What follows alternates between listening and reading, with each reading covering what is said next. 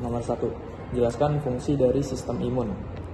Jadi sistem imunitas atau kekebalan tubuh itu memiliki beberapa fungsi, contohnya kayak mempertahankan tubuh dari sel patogen dan melindungi tubuh terhadap suatu agen dari luar tubuh yang dianggap asing atau dari luar atau eksternal yang berasal dari tumbuhan ataupun hewan. Nah terus sistem imunitas juga memiliki fungsi untuk menyingkirkan sel-sel yang rusak, habis itu dibunuh sel-sel tersebut supaya tidak terinfeksi kembali. Setelah itu sistem imunitas juga berperan untuk mengenali dan menghancurkan sel abnormal, terus menyingkirkan sel-sel yang rusak. Oke. Nomor 2. Jelaskan proses peristiwa inflamasi. Jadi inflamasi itu disebabkan oleh kalau lagi gigitan serangga, benturan atau benda tajam. Jadi dia mengalami peradangan gitu.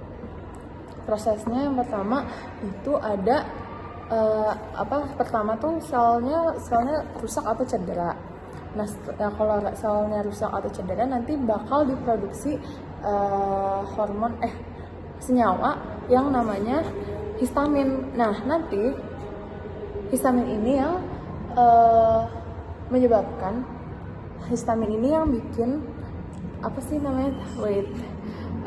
bikin vasodilatasi atau pelebaran pembuluh darah pembuluh darah bilang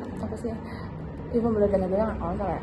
Terus cairan bakal keluar dari nanti bakal ada cairan yang keluar dari pembuluh darah karena bakal ada kemerahan gitu.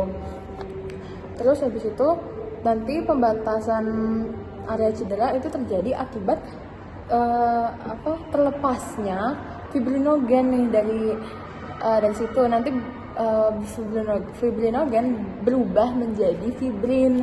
Nah, habis itu fibrinnya ini buat nutupin lukanya, jadi buat pembekuan darah yang buat penutup luka. Terus habis itu ada proses kemoktasis fagosit. Jadi dia jalan ke arah cedera, monosit sama neutrofil jalan ke arah cedera. Habis itu prosesnya ada 2 tahap tuh. Ada marginasi itu fagositnya dia pindah. Fagositnya tuh nempel dulu ke endotelium.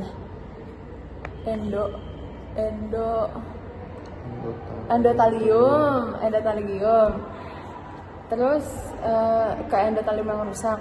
Habis itu ada proses diapedesis, itu migrasi, dia pindah gitu, fagositnya pindah ke arah cedera. Iya. Habis itu yang kelima ya, itu fagositnya fagosit terhadap agen itu kayak menginfeksi ke area yang cedera. Jadi makrofagnya tuh bakal terurai sama enzim dan dia tuh bakal mati abis makanin itu gitu. Abis itu kalau respon inflamasinya nggak bisa ngatasin cedera, nanti bakal kebentuk yang namanya abses. Nanti abses itu kayak jadi kantong nanahnya gitu. Oke, lanjut nomor 3. Sebutkan dan jelaskan jenis-jenis glukosol yang berperan dalam proses imunitas.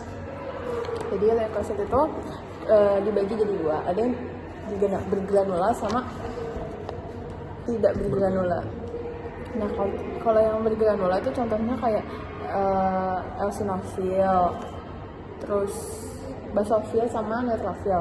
Terus kalau yang tidak bergranula itu ada dua, ada limfosit sama monosit, ya kan. Nah kalau misalkan basofil itu dia fungsinya tuh kok fungsinya ya, basofil itu kan bentuknya kayak gini nih, kayak apa sih, kayak 3/4 cincin gitu. Nah itu tuh jauh gitu loh nukleusnya jauh. Nah dia tuh buat fungsi buat memproduksi histamin yang tadi tuh, yang buat inflamasi tadi. Terus abis itu ada eosinofil buat inian alergi. Nah itu tuh apa sih, bentuknya nukleusnya agak nguncup gitu di bagian ujungnya. Terus ada neutrofil ini buat fagosit. Dia tuh kayak baling-baling gitu, ada 3, kayak ada bunga, kayak daun gitu. Terus selanjutnya ada monosit. Nah monosit ini juga fungsi buat fagosit, tapi dia tuh lebih efisien karena dia tuh bisa makrofag, jadi sel-sel gede tuh dia bisa makanin gitu.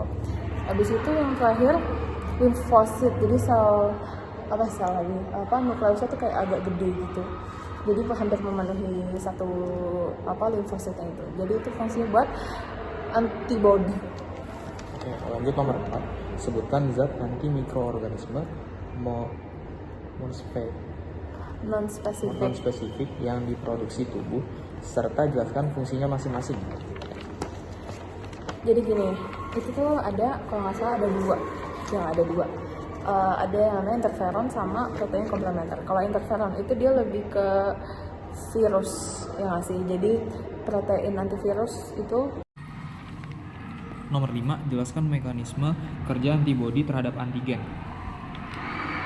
Jadi ada yang namanya, yang pertama itu ada fiksasi komplemen. Jadi nanti aktivasi buat sistem komplementernya kayak gimana.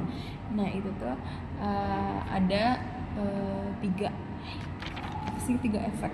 Nah yang pertama itu ada opsonisasi itu dia fungsinya buat antibody ya, buat ngelubungin antibody. Nah abis itu ada yang kedua namanya sitolisis. Nah dia itu fungsinya buat penghancuran lapisan itu polisakaridanya gitu. Jadi polisakarida dari sel patogen itu nanti dia dihancurkan gitu, diresiskan. Terus ada yang ketiga baru inflamasi. Nah itu misalkan yang pertama tuh kayak tadi lah,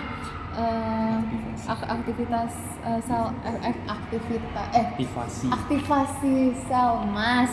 Nah nanti basofil sama trombosit bakal pecah gitu. Terus yang kedua ada netralisasi. Netralisasi ini antibodinya ini bakal nutup ininya kayak situs determinan antigen gitu. Habis itu ada aglutinasi atau penggumpalan. Jadi nanti di situ antibodi itu bakal ngikat bakteri, dikumpulin gitu. Ya, terus habis itu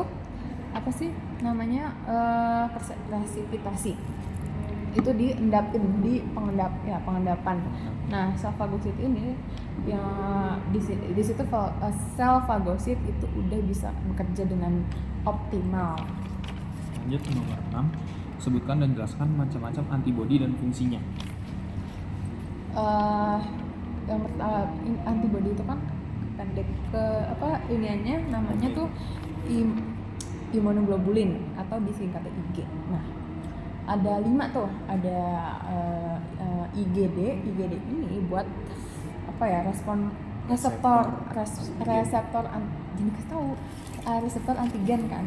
Dia bentuknya tuh monomer, dia cuma satu, kayak bentuk kayak gitu cuma satu. Terus yang kedua itu ada IgM, dia tuh punya 5 tangan. Dia tangannya banyak. Jadi dia tuh yang respon awal buat antigennya itu.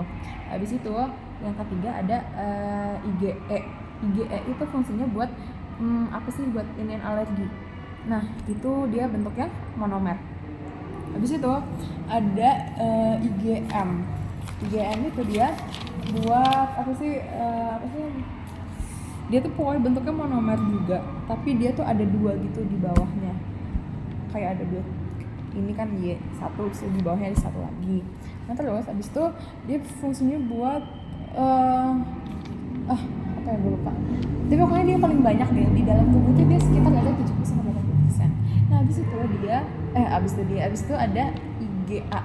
IgA itu fungsinya buat apa sih, antivirus. Jadi dia punya 2 tangan, 2 cabang, yang satu di atas, satu di bawah, satu kanan, satu kiri. Nah udah. Oke, lanjut.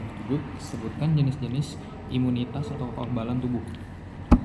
Kalau kekebalan tubuh tuh ada 2 jenis, ada yang aktif, ada yang pasif. Nah kalau yang aktif dia ada yang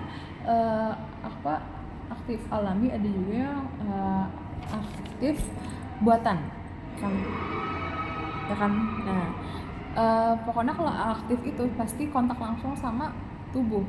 Kalau misalkan aktif alami dia tuh kayak pasti kayak apa sih namanya, kalau misalkan aktif alami tuh dia tuh sembuh dari penyakit. Nah dari situ jadi apa sih, antibodinya tuh aktif karena dia habis sakit, jadi habis sembuh gitu. Nah bisa kalau kekebalan aktif buatan itu contohnya kayak misalkan dia di vaksin, nah dia disuntikin, dia kan kena langsung ke tangannya, ke tubuh gitu, dia dikasih vaksin. Ya bisa kalau kekebalan pasif. Kekebalan pasif itu ada kekebalan yang dia tuh dipindah dari satu individu ke individu lain. Nah ada yang kekebalan pasif alami. Nah kekebalan pasif alami ini dia contohnya tuh kayak ASI. Terus kalau kekebalan pasif buatan itu contohnya kayak serum. Nah terus habis itu udah itu aja ya. Nomor 8. Jelaskan macam-macam jenis agak limfosit beserta fungsinya. Jadi gini ya, mana sih? Nah, tadi apa soalnya? Jelaskan macam-macam jenis limfosit beserta fungsinya. Oke. Jadi limfosit itu ada B sama T. Nah kalau limfosit B itu ada 3. Ada sel B plasma. Sel B plasma itu fungsinya buat memproduksi antibodi. Jadi dia bikin yang bikin antibodi. Terus ada sel B memori, dia buat nginget patogen apa aja yang udah masuk, yang udah pernah masuk ke dalam tubuh. Jadi nanti responnya lebih cepat kalau misalkan patogen itu masuk lagi ke dalam tubuh. Terus habis itu ada sel B pembelah. Nah itu yang bikin si sel B plasma sama sel B memori. Terus kalau misalkan limfosit T ini dia ada 3 juga. Ada sel T killer atau pembunuh, dia fungsinya buat fagosit, jadi dia yang makanin, sama ada makrofag. Iya. Terus ada sel T helper atau pembantu, jadi dia yang memproduksi sel B plasma.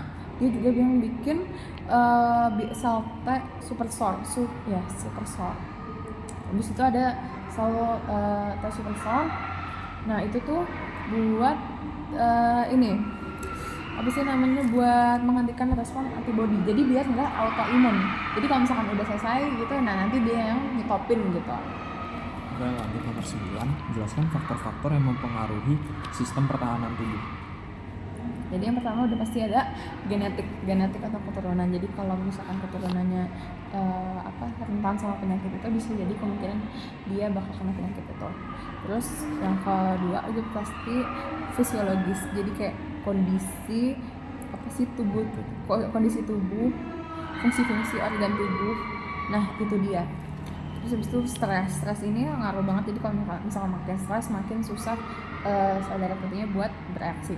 Terus usia juga berpengaruh. Jadi kalau misalkan makin lansia, makin renta, itu biasanya makin susah gitu bisa lebih gampang terkena penyakit. Kesanaan dong. Terus habis itu ada hormon ini dia kayak misalkan kayak cewek itu punya hormon progesteron. Nah, estrogen. Estrogen. Tapi diam. Kan apa namanya, bisa dia itu punya estrogen. Nah, estrogen ini dia bisa ningkatin sintesis IgA sama IgG. IgA sama IgG. Terus abis itu kayak olahraga, tidur itu penting banget. Sangat aman mempengaruhi. Ya bisa ada nutrisi. Jadi apa yang kita makan itu bisa mempengaruhi kekebalan ini kita, apa sih, badan kita. Terus ada kayak pajanan kimia gitu, kayak alkohol yang beracun gitu, lumayan beracun, atau nikotin kayak rokok. Habis itu ada apa sih namanya, kayak obat-obatan gitu. Obat-obatan ini apa sih namanya, dia kalau penggunaannya terlalu berlebihan dia bisa bikin apa, resisten bakteri ya. Terus habis itu apa ya, ini urea, racun ya. Urea itu juga juga berpengaruh ke kekebalan tubuh. Oke, lanjut nomor 10. Jelaskan mekanisme sistem pertahanan tubuh. Sistem pertahanan tubuh itu ada pertama dan spesifik sama non spesifik. Kalau non spesifik itu ada 2 juga ya, kalau nggak salah dia tuh ada pertama ada kedua. Jadi kalau non spesifik itu ya pertama apa sih yang semua bakteri itu dilawan gitu. Jadi yang pertama, kalau ini yang pertama, pertahanan pertama itu ada yang pertahanan tubuh secara kimia. Nah, secara kimianya itu dia kayak pakai enzim lisozim, apa sih namanya, buat apa, buat melisis dinding sel bakteri. Habis itu ada yang apa namanya, udah kimiawi, sudah ini fisiologis ini dia nanti fisik. Nah, kalau fisik dia kayak langsung kena gitu ke tubuh, kayak misalkan kulit atau rambut gitu. Habis itu pertahanan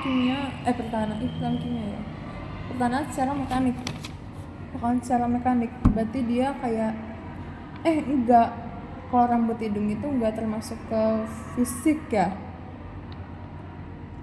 Dia tuh harusnya ke mekanik, karena dia dia yang menyaring kotoran dan debu.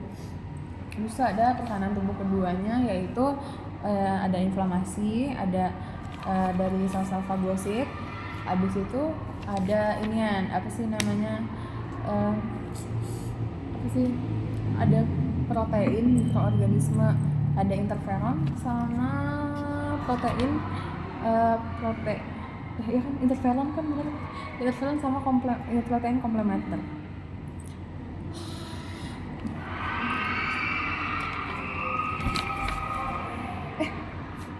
Belum.